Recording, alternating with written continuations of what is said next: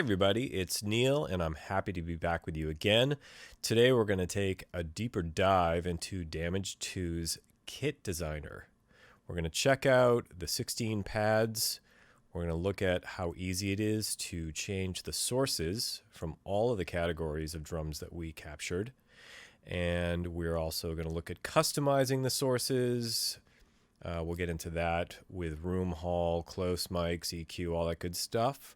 And also the individual channel effects. Each channel has 4 individual effects that you can apply and really make these drums punchy or add more reverb on a per drum basis. It's really powerful. And the last thing is the master effects chain, which includes things like punish and a whole bunch of other master effects that are kind of like the mastering of the overall sound of the kit. So why don't we take a look at it? All right, so first I'm looking at the Damage2 Kit Designer. I loaded that in already to save some time. And then as we covered in my demo walkthrough, you will look at this little camera icon, click on that, and then over here there's a pull down that says Factory. And if you go into Damaged, you'll see a bunch of pre-made kits. And Hybrid, a bunch of pre-made kits. And so the damaged kits are more aggressive, and the hybrid kits are a mixture of damaged sounds and some of the more organic recordings. So my guinea pig today will be this kit called Destroyed Plans. So if you go into Factory, Damaged, Destroyed Plans, 5th one down. So let's load that in. Okay, cool. So the first thing we want to look at is there's 16 pads. You can see them here. 8 on the top, 8 on the bottom. And each one of those represents a place that you can have a drum live. So if you put on this little MIDI follow light, and then you go to your keyboard, you'll see that it's following the notes that I'm triggering on my controller keyboard. And the reason that's really useful is it tells you what drum you're hitting. You can see it here. It says guarded. It's a kick. Solo mid taiko, that is a rim shot, and that's on C sharp number 1. D1 is face slam snare, so you get the idea. Why don't we head over to the settings page, and we'll quickly look at how you can kind of tweak each sound individually. So you'll notice there's close, there's room, hall, LFE, which is low frequency effects, a fancy name for sub, and then crush. So we're going to check out this kick, right? It's called guarded, and you'll see I have the close and the low frequency effects. There's the room and the hall, those are off, and then crush. So if we take the close down all the way, you'll hear that sub. And then I bring the close back in. If I wanted to have some hall on it, there's your hall. Now these things are going to be affected by the release. So right now, I've got the release set to, what is this saying? 556 milliseconds, like a half a second. If I make it really tight, you get really short release, right? Which could be cool if you were going to use like a crash and you wanted to make it sound almost like a hi-hat. You could make it very quick with a short release. So if we bring that back up, and these drums have a natural decay. Some are longer than others. We'll make it short. If we go to the snare, that's on D2. And since these are kind of loosely mapped to general MIDI, which is just a layout of like kick, side stick, snare, alternate side stick, this can typically be like another snare. And that's why I say loosely, tom, tom, tom, tom. I'm using damage hits, cymbal, cymbal, cymbal. These are usually hi-hats. Up here you could have crashes. I used some trash cans. And more toms up here or percussion. So again, it's loose, but it gives us a little framework. If we go to the snare, which is on D1, it's the face slam snare. And again, I'm doing the same thing on this particular kit. I'm using the close and a little hall, which is probably not even really noticeable. then you hear it. So I'm going to bring that back down. And I have a pretty short. So if we crank that up, you hear the whole thing. But let's go short. If you decide, I don't like that, this is where you find the source page. And the source page is how you make your own kits or swap out samples. Right now we're on D1, and you can see it illuminate when I hit the key. So if I click on that, it's going to say, oh, there it is, face, slam, snare, which is what we saw back on our settings page, face, slam, snare. Back to source, click on D1, face, slam, snare, and you also see this little kind of X next to it indicating that's what's loaded here. So if you put auto on so it's illuminated white and then you click on the sound, you'll hear it in its native form. So that has the room and the hall on it, whereas I chose to just use the close. You want to choose a different snare. Maybe you like that one. It's pretty simple. You take it, and you drag it, and you drop it. It's that simple. So, all right. So what if you don't like the side stick? Again, I'm clicking on C#1, and it's telling me what it is. It's a solo mid-Tyco 20-inch rim. And with auto illuminated in white, I can basically audition other things. Oh, that's cool. In the browser on the left, you're going to see all the categories: monster ensembles, organic drums, Tyco, ethnic, cymbals and gongs, found sounds, hybrid, damaged, and transitions. So everything is nicely laid out. So if we're in damaged, there's even a further categorization. You see it says all in blue. What if I want to narrow this down to miscellaneous percussion? So it's going to then give me that.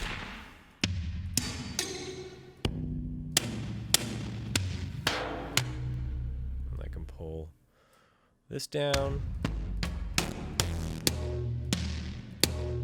That's kind of, I like that sound. Destructo Tom. Let's drag that here.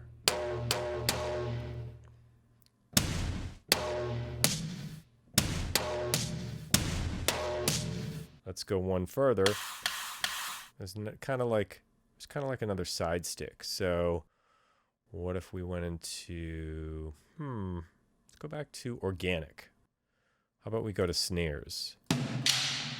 Yeah, why not take this ensemble snares rims, and we're going to replace what's here with that.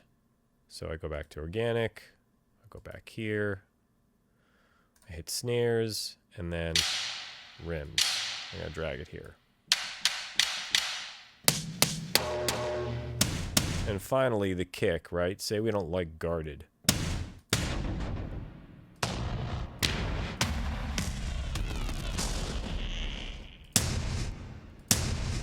Elephantitis 2. Why not? All right, so now we've got...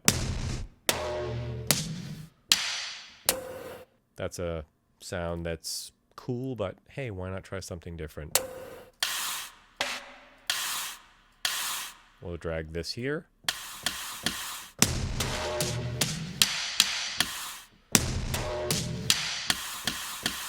This is essentially how we build a kit. If we go back to the settings, you can now adjust these sounds.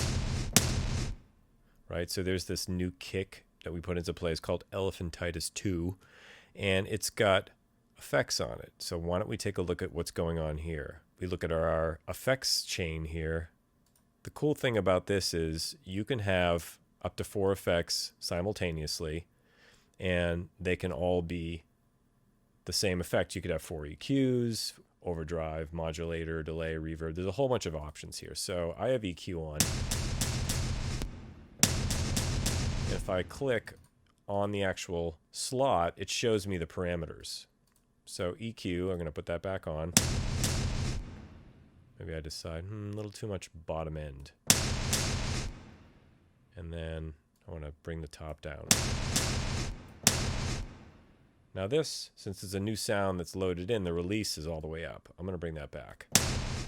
A little drier, maybe kill the room in the hall. I'm going to make it a little shorter. And let's see, overdrive. Why don't we try some overdrive? Makes it a little crunchy.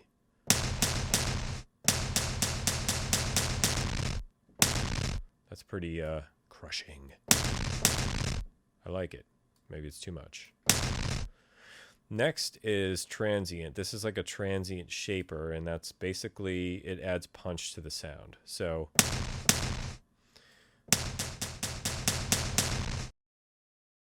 this will give you more attack, a sharper kind of punch to it.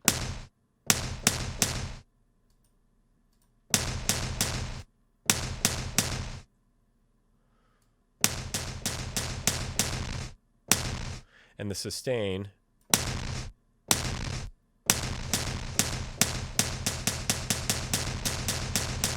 will make the sound sustain longer. It really depends on if it's a short sound or not anyway. So has this done much? Let's see.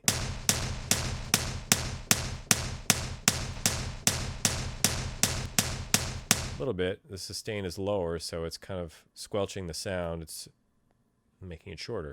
Let's go a little longer. And then last, there's a compressor sitting here, but why not put something interesting on it like some reverb? That's a lot of reverb. So let's bring the mix way down.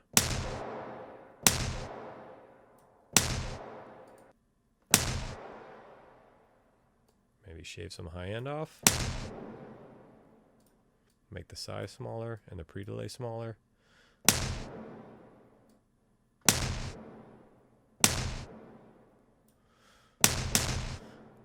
It's kind of cool. All right, so then we'll go to our snare.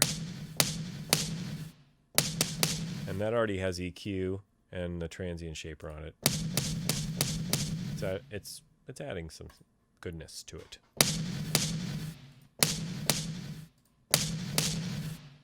We can maybe make this a little.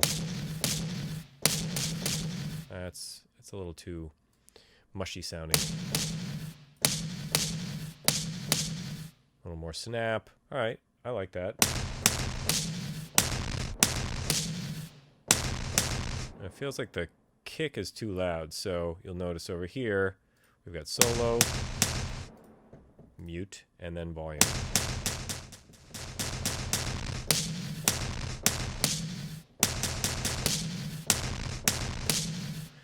All right, so we kind of have played around with the effects chain, with our room, close hall.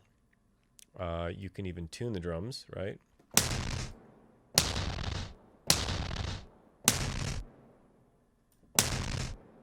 Next up, we're going to take a look at an interesting feature where it says over here, MIDI note. So I hit C1. You see it says C1, but it's something that can be changed. And then the next sound that I hit on D1 is a snare. You have the ability to change this, right? So if the snare was also on C1, when I hit C1, you're going to get both of those sounds, which is kind of cool. And you'll see down on the pads, it's showing you exactly what's going on. So say this funky sound, let's just quickly change the release. And also put that on C1. All of those sounds will play when I hit C1.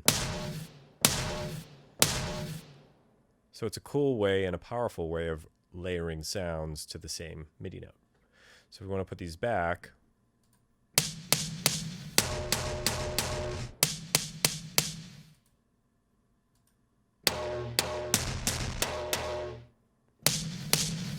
All right, we're back in business. So the last thing I want to cover here is the master effects. So the master effects have been really beefed up for Damage 2. Again, I talked about some of this in my demo walkthrough called To Hell and Back. In this video, I think we're going to take a quick look at the master section and what you can do. So we have our punish knob like we've always had since Damage 1.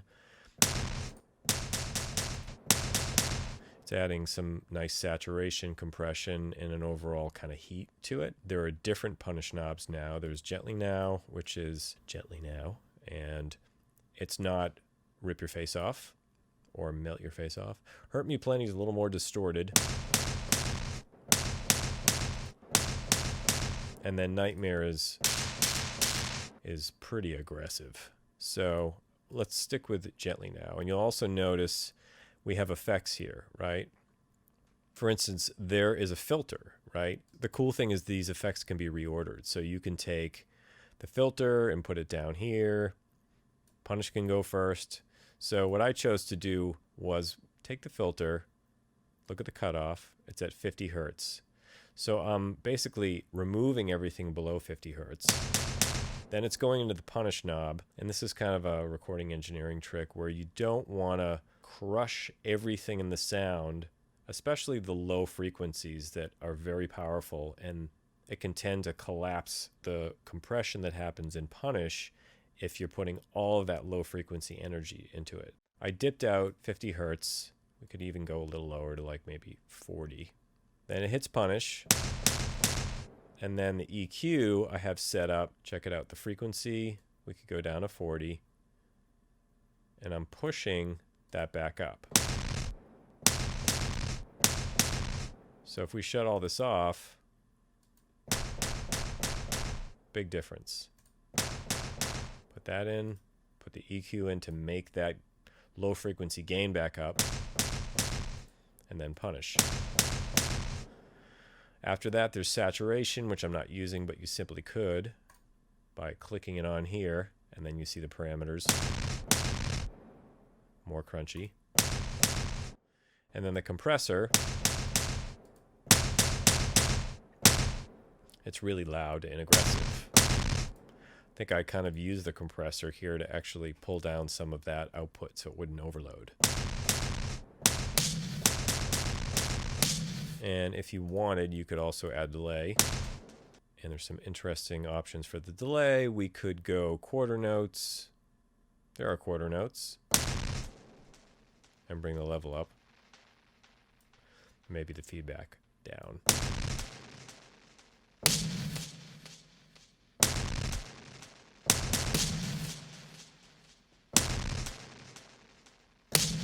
You get the idea. And finally, reverb.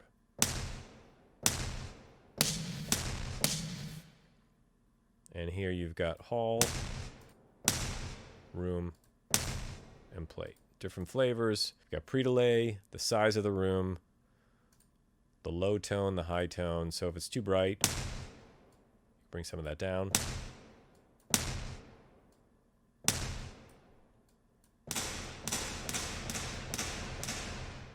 You can hear it a little better there. It's subtle, so.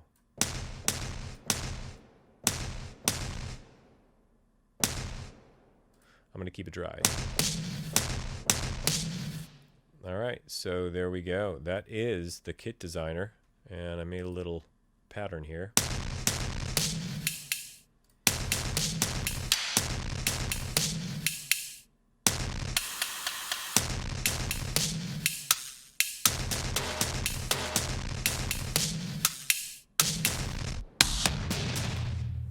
So if you liked this half-tweaked kit that we made, you just hit saved, and you could say it's Destroyed Plans Neil. Put your name after it, Neil's favorite. And then you hit save as, and it ends up getting saved into your user factory settings.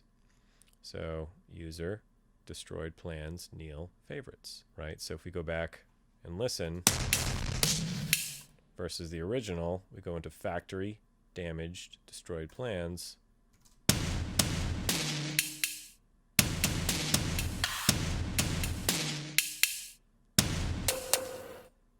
Or the one we just created.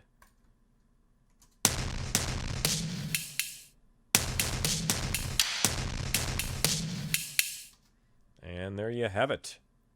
So I hope you enjoyed this little video and you learned a bit more about how to really get into Damage 2's Kit Designer, how to reassign sounds, how to sculpt those sounds, and to use the per drum effects, and a little bit more info and understanding on how to use the master effects. And that's it for our Damage 2 Kit Designer tutorial, and thanks for watching.